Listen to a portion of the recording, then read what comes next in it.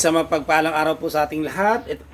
Welcome to my YouTube channel. This is DJ Master. Hindi na po ako magpapakita sa inyo kasi medyo malabo yung selfie camera ko, kaya ito na lang po. Nagpainit na tayo ng kawali. Papakulo tayo ng baboy. Ano to? Kasim po ito. Kasim na parte tao, tsaka atay ng baboy. Pakulo tayo. Tapos lagyan natin ng Knorr cube, yung pork. Ito po, ayan o. Ayan. Mamaya papaliwanag ko po sa inyo bakit magluluto ako nito. Ayan. Tapos lagyan tayong lagyan natin ng konting asin. Ayan. Alalay lang po sa paglagay, konting asin. Tapos lagyan natin ng paminta. Ayan. Ang pasarap. Tapos yung sibuyas, yan. So pakukuloan natin yan, palalabutin natin yung baboy at yung atay. Tapos tatakpan natin. Baka nagtatanong po kayo, bakit ko ano ilulutuin ko? Actually kahapon po ay pumunta po kami, dinayo namin yung oldest restaurant in the Philippines. Walang iba kundi yung Toho Pansiteria Antigua. Pero sa totoo lang, to be honest, medyo hindi ako masyado na-satisfied dun sa pancit canton na nakain ko. Medyo maalat.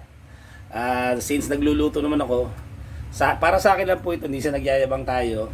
Pakiramdam ko, mukhang mas masarap pa yung gagawin kong pancit canton. Pero ang gagawin ko ngayon, imimix ko yung canton at saka bihon. Gumamit tayo ng anong pangalan na ito?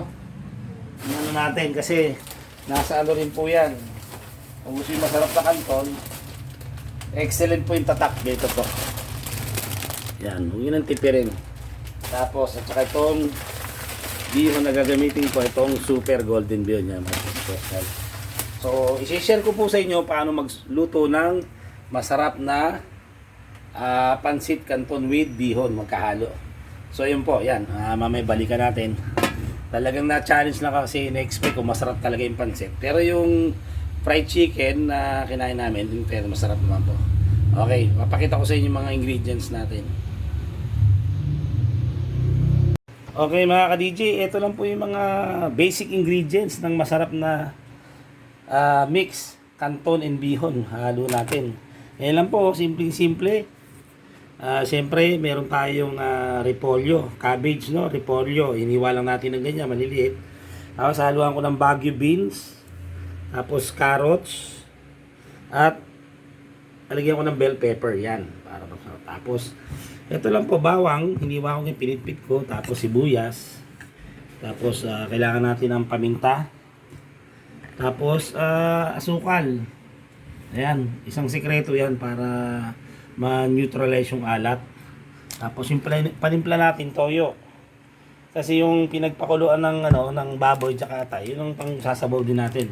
Pag kulang, magdadagdag na natin tubig. Tapos ito, wala tayong tinatago. Ginisa mix yan, optional kung gusto nyo.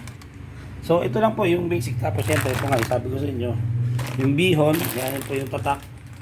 Super golden bihon. At saka yung canton na excellent yan. Ganitong klase kasi meron nabibili na mas mura. Kaya lang, hindi siya ganong kasarap. Huwag nyo nang tipirin. Ano to? Anong grams to?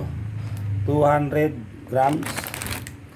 Ito 227 grams. Ayan. Marami na makakain nito. Ayan. So tignan natin tong pinapakulo natin. Ayan. Kaya lang tayo sarap na Actually, kaya gumamit ako ng Knorr cube na pork. Wala tayong pwede sana yung buto. Yung nabibili sa palengke yung buto, yun ang pakukulan yung mas malasa. Kung meron gano'n, mas maganda. Ayan. Medyo natutuyo na siya. So ang gagawin natin, dagdagan natin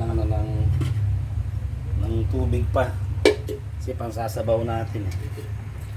So ayun lang po, wala pong mga sikreto dyan para makapagluto kayo ng masarap na pansit. Pero ang kasi dyan, yung kailangan tama lang yung alat. Huwag naman sobrang alat yung toyo, kontrolin nyo. Tapos dapat luto yung bihon. Yan. So balikan natin mga ilang minutes pa. Pag malambot na, pwede na tayo magsimula. Tapan uli natin. Okay. Okay mga ka-DJ, check natin tong ating pinakuluan. Ayun, malambot na. So magluluto na tayo mga ka-DJ. So tapusin nyo hanggang dulo para malaman nyo kung may sikreto ba talaga sa masarap na pansit. Okay. Okay mga ka-DJ, yan, nagpainit na tayo ng kawali. Lalagyan na natin ng mantika. Ako, personally, ayoko masyadong mamantika sa pansit. Makakaumay. So, yung tama lang, yan. Yung tamang-tama lang para maigisa natin yung ricado. Okay? Yan. Try natin yung baka masunog ba na yan sa buyas. Buyas. Sunod lang natin yung bawang.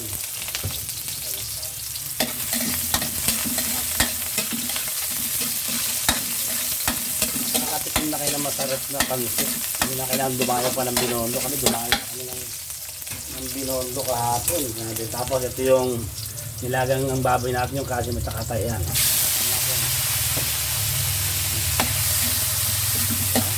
Wow. Ang bango. Kasi itong pinagpakuluan, yan sasabaw natin mamaya dito. Yan ang sekreto dyan. Para malasa.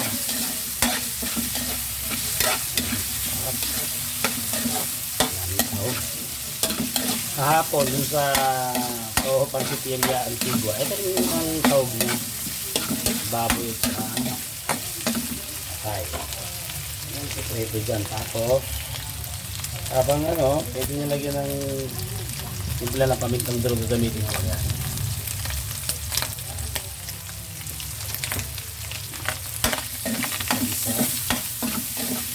Yan, sekreto. Yan. Ang bango. Okay, tapos yan yung konting toyo. Kailangan pag timplang toyo, alalay lang po ha. Alalay lang, mamaya na tayo magdadagdag ng ka-DJ. Ayan. Wow. Kung naamoy nyo lang mga ka-DJ dito. Tapos hindi nyo ng konting asukal. Asukal. Para medyo isa pa, para manamis-namis. Ito kontra yung alat.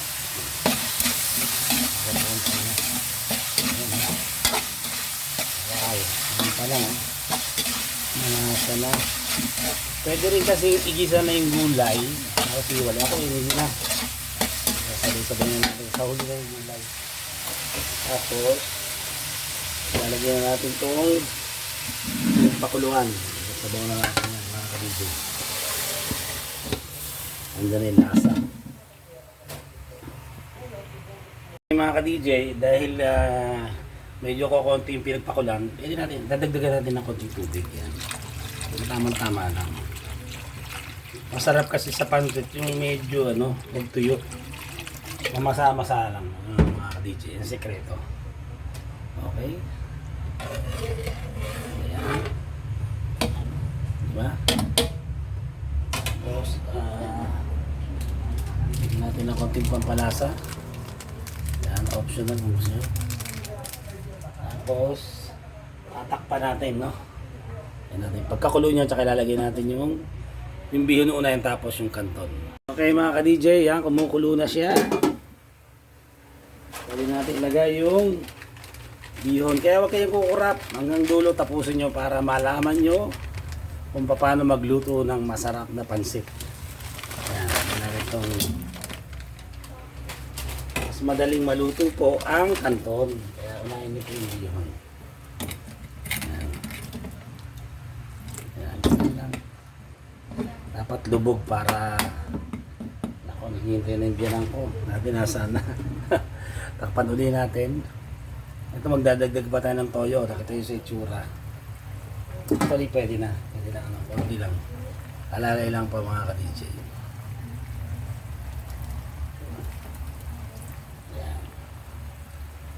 Okay, tapos takpan ulit natin. Tapos mamaya balikan natin. Okay, check natin. Wow, may naghihintay na ating ano. Yan na. Malambot na yung ano. Ayan. Lagay ko medyo ano tayo sa tubig. Magdadagdag tayo ng konti. Ayan, dagdagan natin. Kasi magano pa tayo ng kanton eh. So, yun, tatansyahin nyo na lang. Yung problema. Ayan, isunod na natin yung itong kanton. Sunod na natin.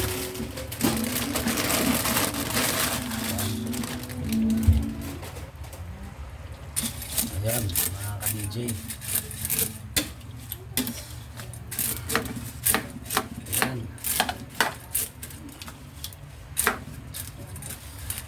Mas maganda nga kung malakas ang apoy, mas mabilis.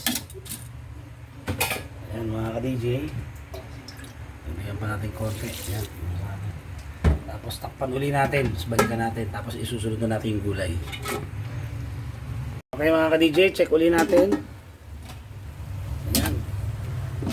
Ayan. Ayan. Tamang-tama yung ano, sabaw niya. Sisip-sip pa ho yan. Mamaya po makikita nyo. Tutulo yan. Diba ho? Hindi nyo kailangan dumayo pa ng Chinatown dyan sa Binondo. Pwede na kayo magluto ng sarili nyo. No? Manood lang kayo ng mga vlogs ni DJ Master. Matututo na kayo. Tapos, isunod na natin yung gulay. Yan. Unahin natin itong ano, itong carrots. Ayan, hinugasan na natin yan ha. Kailangan malinis. Naghugas na tayo ng kamay. Yan. Sunod na natin yan. Masarap sa gulay, huwag naman sobrang ano. Huwag pangit yung overcook. Yan, tama lang yan. Yan. Okay, tapos sunod na natin itong Baguio beans. Yan. Dali lang ha. Excuse me lang mga ka-DJ. Yan. So, ayan o. Kasi itsura pa lang. Ayan, tutuyo na mga ka-DJ.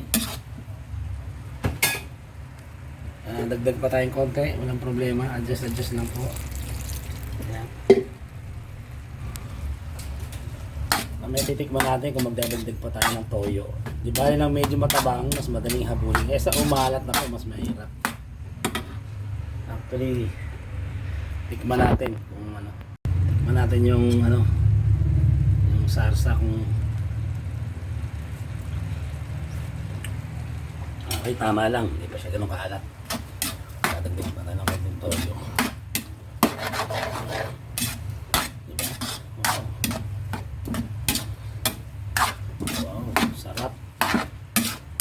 Itsura pa lang. Tapos isunod na natin itong repolyo at saka yung bell pepper. Yan. Masarap sa pancit, maraming gulay. Yan. Yan, ilubog nyo yung gulay para ano.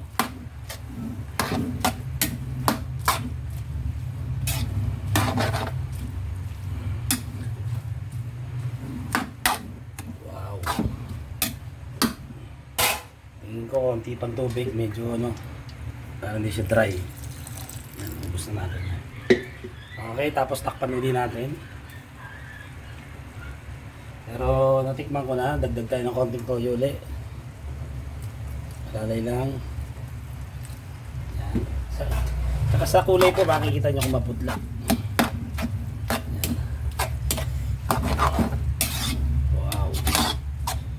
Sumasayaw ang aking kawali mga ka-DJ. Wala tayong tagahawak eh. Ako rin mahawak ng camera. Ako pa nagluluto kaya medyo may kahirapan siya. Panuli natin. Ilang minutes na lang to, okay na tayo. Titikman na natin ang masarap na pansit ni DJ Master. Okay mga ka-DJ, check natin. Wow. Ayan. Ang isang sekreto po, mayroon akong natutunan sa isang nagluluto. Kung luto na yung bihon, Yung pancit ko medyo malagkit na. At medyo kailangan medyo malagkit na yan. Yun, luto na yun. Medyo ano yung pa natin konti. Mga ilang minutes pa. Ayun. Ayun naman yung mga gulay natin. Fresh na fresh. Diba? Ang gandang tignan yung kulay. Lalo pag may flavor sa tayo ito. Mga DJ. Yung kinain namin kahapon doon sa Toho Pansiteria. So, mukhang nilagyan ng cornstarch. Kaya hindi. Hindi tayo gumamit ng cornstarch. Toyo lang. Asukal. Paminta. Ganun lang panimpla natin. Tapos yung pinagpakuluan. Yun. Ito. Ano mga ka-DJ? Ano masasabi nyo?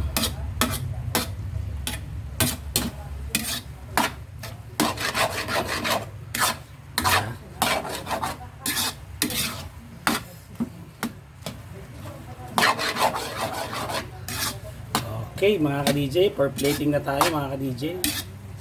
Okay, for plating na. Okay mga ka-DJ, ito na ang ating finished product, ang aking special mix pancit canton and bihon. Ayan o. Ayan o, mga sahog, atay, ng baboy. Naku. Tapos bigyan natin yung kalamansi. Mas maganda po, nasa sa inyo po yung kung medyo nakukulangan sa salat, lagyan nyo na ng toyo, patimpla. Diba? Ano pa sasabi nyo po?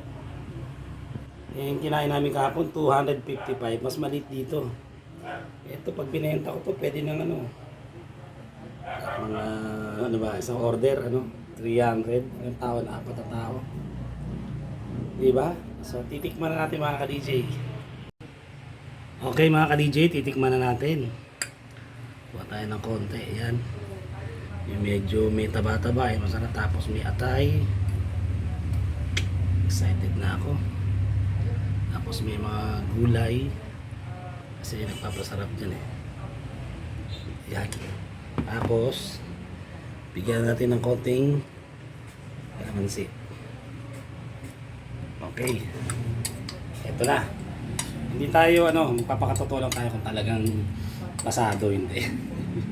Excited na ako. Okay, para po sa inyo unang subo ni DJ Master. Yan.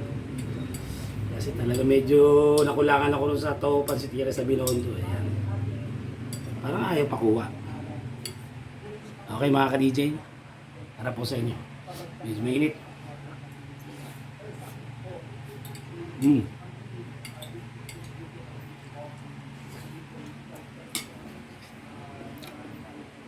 Mainit pero masarap. Grabe.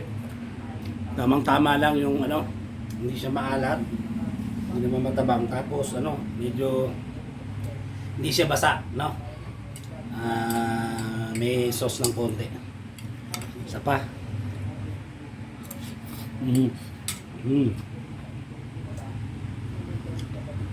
Double thumbs up. Grabe. Ayun, salamat. Pinawalan ako ng aking anak para kuhanan ako. Ayun, maraming salamat. Sana po try nyo na itong mixed pancit canton and bihon ni DJ Master. Sigurado nyo kayo magsisisi. Yun, nga pala anak. Gusto ko magpasalamat. As of now tayo 795 subscribers na. Maraming salamat sa mga patuloy sumusuporta sa aking channel. Yung iba actually hindi ko kilala. Kaya mas lalo akong na-inspire na gumawa pa ng maraming videos. No? Paki-comment na lang kung may mga comment po kayo na kaya natin gawin. Pakisulat na lang po dyan. At saka abangan nyo po yung mga susunod pa naming mga vlogs na gagawin.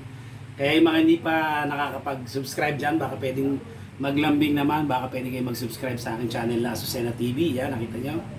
Pakiclick na rin notification doon para maging updated kayo sa lahat ng mga videos ko pang gagawin yun. At shout out sa lahat ng aking mga subscribers, sa aking anak na dalawa, si Lovely Daphne Azucena at saka si Christian J. Azucena, sa aking asawa na si Madam Joanna Paulita Azucena, sa aking mother, hello ma. At sa lahat ng mga sumusuporta yan, kila Nanay Raquel, Piggy Navarro, lahat kayo, hindi ko na mapapanggit. Okay, ayun. Tatapusin ko na po yung aking vlog na to. Hanggang dito muna tayo. Pasamantala, nagpapaalam po si DJ Master nagsasabing, laban lang. God bless you all. Bye.